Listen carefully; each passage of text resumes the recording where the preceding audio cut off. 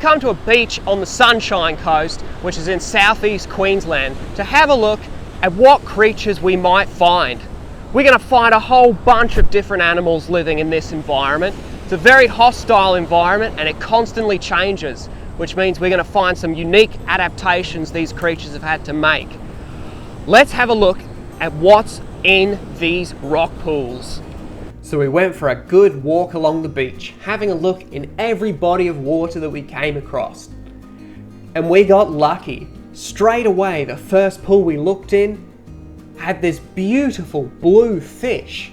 And this is a juvenile grey Demoiselle. And the grey Demoiselle live in reefs and shallow waters near sandy beaches. They are also found near freshwater runoffs. They live in small groups and feed mainly on algae. During the breeding season, the female will lay eggs on some rocks and the male will protect them and fan them to make sure they remain aerated and clean from debris. And they get quite a bit bigger than this, but not much more than about 10 centimeters. They're a very beautiful fish. I can't believe we managed to find one. I wasn't expecting to find a grey Demoiselle within the rock pools. It must have been living on the nearby reef and got washed in with a tide. We went back into that same rock pool after we'd had a good look at the grey Demoiselle to see what other fish were living in there. And rather well camouflaged, we saw this strange looking creature. And these fish are commonly called Dusky Frillboys. And they are a type of goby. They're found all throughout coastal waters of Australia and nearby islands, all the way to Tonga. An interesting trait of the Dusky Frillboy is how they reproduce. Typically, a female and male will pair up, and the female may take hours to lay her eggs on a rock, which the male will then fertilize. But there will often be another sneaky male who will come along when nobody is watching and fertilize the eggs, then speed off without the couple having any idea what went on. They're very sneaky boys.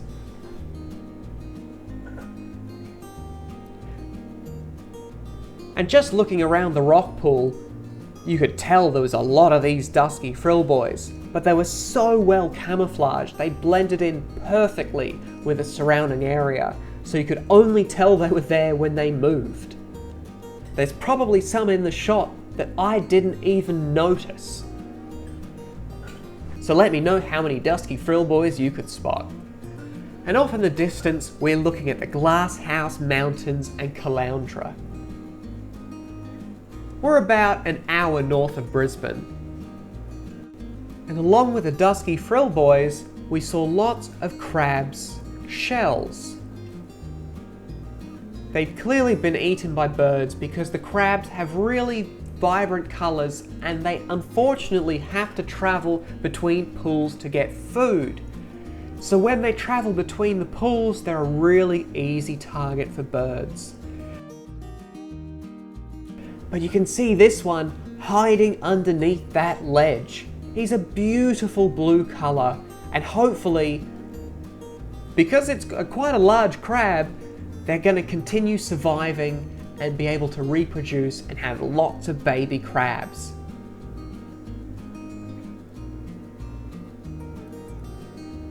So we continued on our mission to see what else we could find in the rock pools. You may notice there's a lot of shells and little bits of coral, and they've all been washed in when there's a high tide from the nearby reef. There's a reef going all the way along this area, and when the tide comes in, the strong currents whip up bits of coral, bits of seaweed, little shells, and they push them up into the rock pools. And that gives a lot of food that these creatures otherwise wouldn't get. They're a relatively safe environment, but birds are definitely the major threat to the creatures living here. and octopus, but we didn't see any octopus on our journey.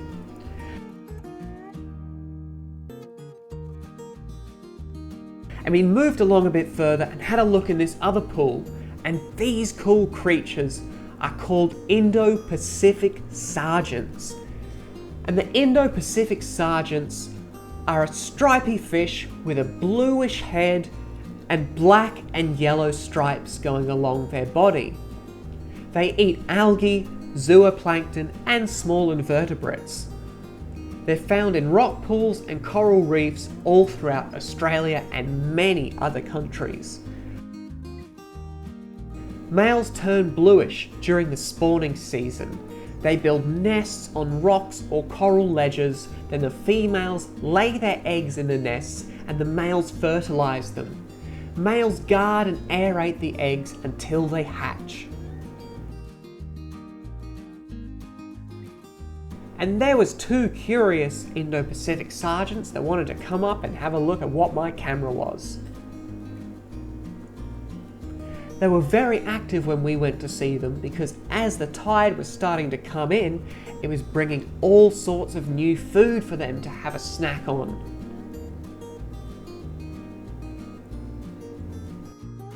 So they're moving around, curiously awaiting what meals might be washed in by the tide. I think they have a beautiful coloration and I think they're a really interesting fish to watch. We got really lucky to see them. I could watch the Indo-Pacific Sergents all day. But it's time we move on and have a look at what's happening in the other rock pools along the Caloundra coastline. I bet you didn't notice that there was a Dusky Frillboy right in front of the camera. Look how well camouflaged they are. They blend in perfectly with all the debris that's landed on this sandy rock pool. And there's another little hermit crab struggling with the current to get out of the way of all the debris being washed in from the tide. We can see little bits of corals and little bits of seaweed that are being washed in that'll get eaten by the crabs and some of the fish that live in these rock pools.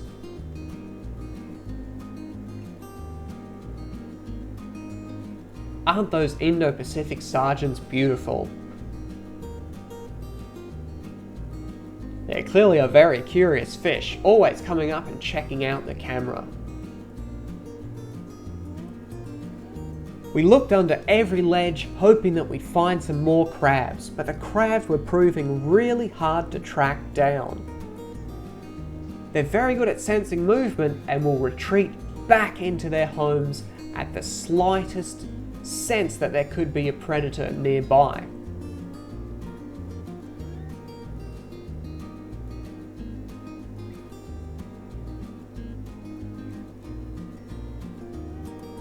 And here was a strange looking piece of coral that had been washed in from the high tide. It had a beautiful purple colour. And maybe a fish had bitten it off, or maybe it had just been broken off from the strong current. But it's either going to find somewhere to anchor down and start a new coral colony, or be eaten by one of the nearby creatures. It's a good bit of food for lots of the creatures living in these rock pools. And I didn't even realise at the time, but to the right underneath that rock is a beautiful blue crab. And unfortunately, we didn't get a really good look at them because they're so well at hiding, I couldn't even see that they were there. And I was focused on looking at that lovely bit of coral and the lovely blue fish swimming by. There's a ball of coral and a little purple bit of coral that's washed in.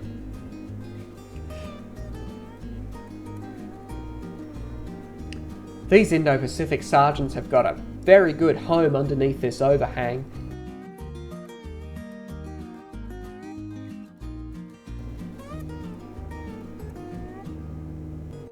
I found a piece of coral that had been washed up and was starting to dry out. I wanted to give this coral the best chance I could at it being able to continue growing. So I put it back in some water and hopefully it's still alive and it got washed back out to the reef where it can continue on its life.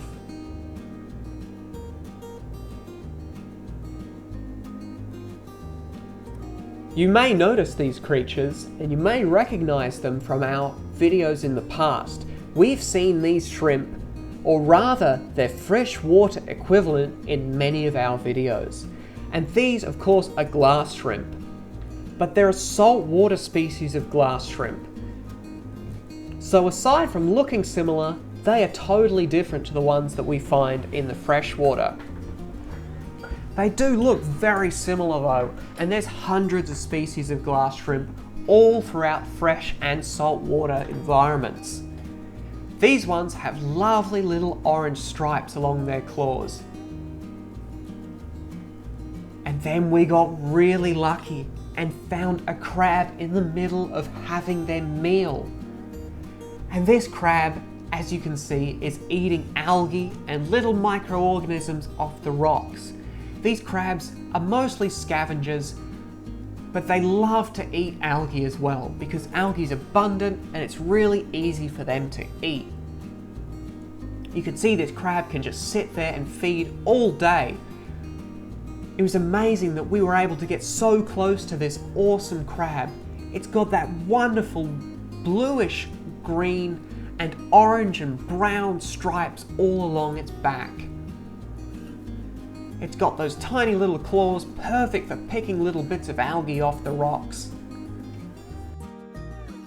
But as I got too close and spooked it, it went back into its home.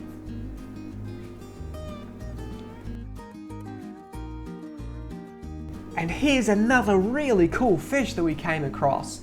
This is called a Moses snapper. These fish get much larger and we're looking at a very young Moses snapper. This distinct black spot acts like an eye to potential predators, causing the predator to strike at the middle of their body, which the Moses snapper uses to their advantage, and very quickly can bend its body in the opposite direction, decreasing the chances of getting eaten by the predator. This is a strategy adopted by many different species and is quite effective at fooling the predator to strike right where the fish wants them to, so they can make a speedy getaway. This little snapper will grow to be over 30 centimeters long and venture out into the deep ocean and nearby reef. When they're babies, they tend to stick around shallow waters where it's safer and they're less likely to encounter predators. But this one in the rock pool probably got washed in from the nearby reef.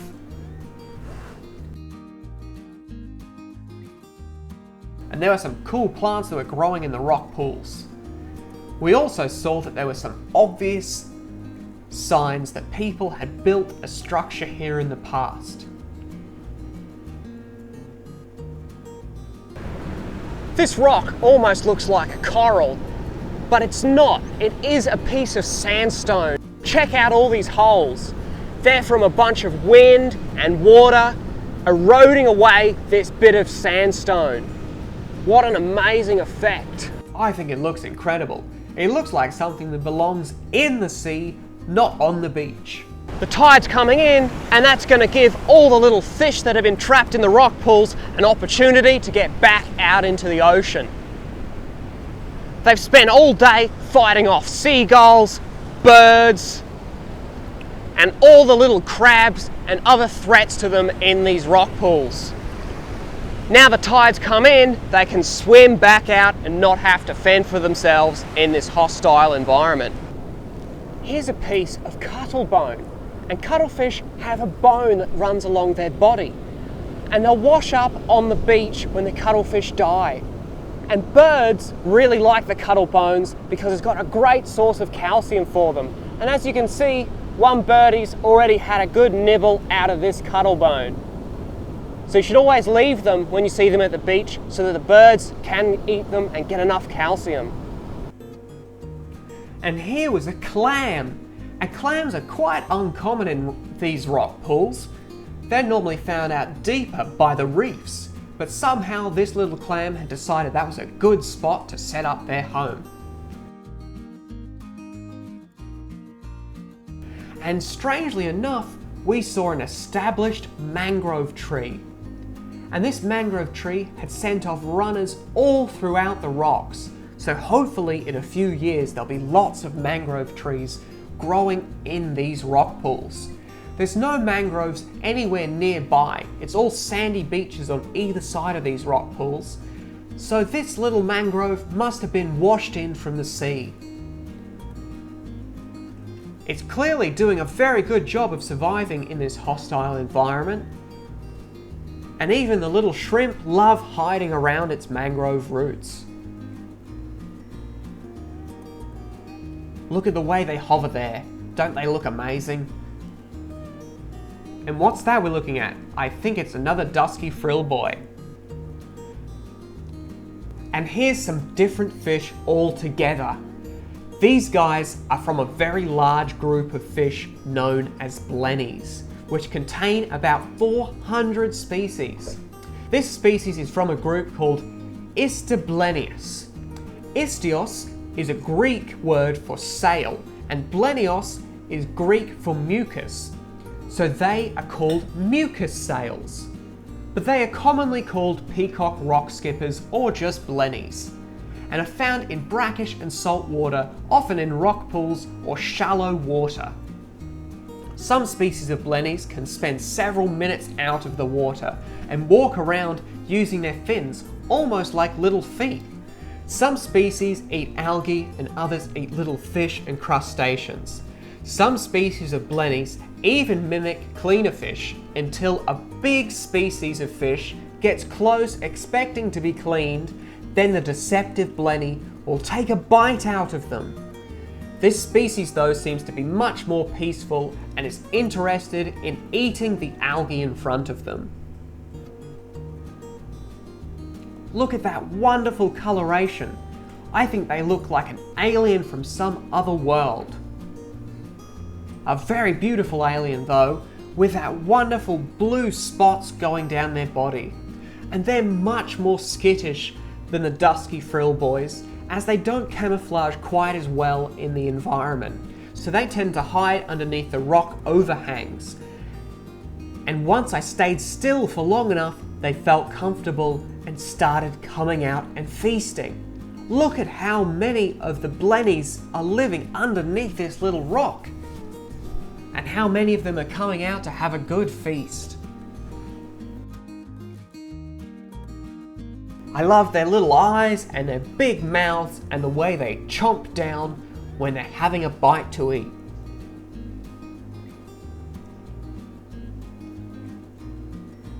They look almost like they belong on land, but then they have their long tail, which allows them to swim through the water.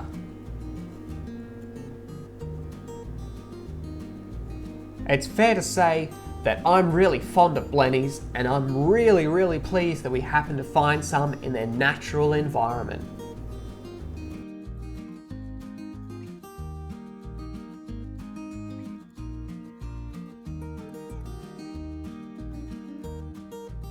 There's a cargo ship. Let's hope it doesn't get stuck in the Suez Canal. What an amazing day we've had. We've seen so many cool creatures that get trapped in the rock pools. I hope you enjoyed learning about them and coming along on this adventure. Until next time, keep it murky.